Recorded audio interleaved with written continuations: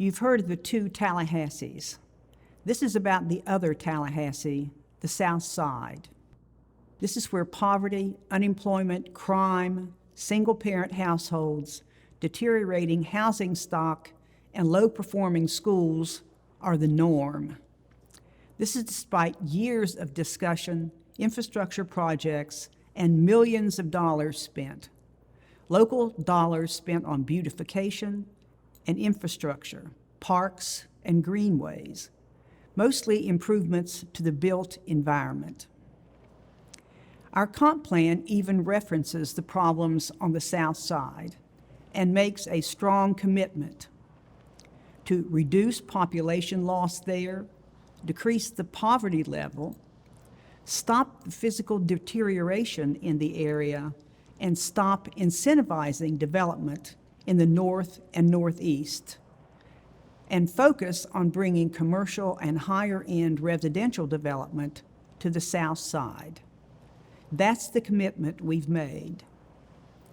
We have seen Southside neighborhoods improve with curb, gutter, and sidewalks, rather than having open ditches. We've seen some historic flooding stopped.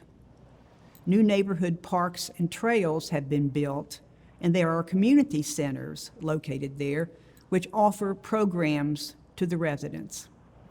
But overall, not much has changed. In fact, the problems of poverty and unemployment have worsened throughout the years in the South Side. Concentrating on the built environment and infrastructure is not helping change the lives of the residents or improve economic opportunity. Yet in 2018, another report was delivered to the City Commission referencing a $1.6 billion, yes, billion, dollars of current and proposed investment in the South Side. That sounds impressive, but break it down, and $1.2 billion of that $1.6 billion comes under two headings: education and infrastructure. Look deeper in education and you see that the vast majority of the money goes to three university projects. One to rebuild Jake Gaither Football Stadium, and a second to revamp the FSU golf course. Another FAMU project is for a housing and commercial complex. Is that education? Is that education that benefits Southside residents? Under infrastructure, the majority of the money goes to 5 major road widenings. We've got to stop fooling ourselves with these kinds of reports and these kinds of projects. We have to invest in the people of the South Side. They need free daycare, transportation to work, job and skills training, and a way to earn a GED to get into higher education. They need apprenticeship programs that pay a stipend so the students and their families can survive while the training is underway. The few small existing programs to train and educate people cannot do the job. There is money that could provide these things. $90 million will flow from the Blueprint sales tax extension over the next 15 years.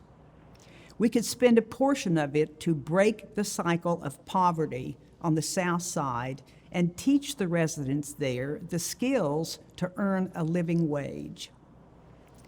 And secondly, we should follow the approved comp plan policies and stop spending money to subsidize additional high-end commercial and residential developments in the North and Northeast. That's what's happening again right now with the approval of a development plan and large infrastructure expenditures for a huge new area in Welaunee.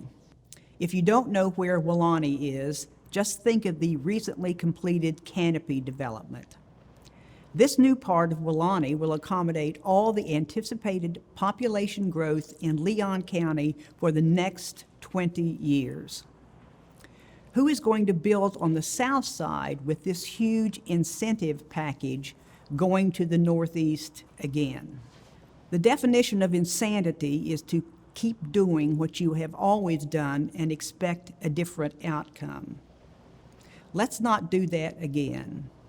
If we start now to use these approaches, we can begin to lessen or eliminate the huge economic disparities in our community, so that 20 years from now, we will not still be telling the story of the two Tallahassees.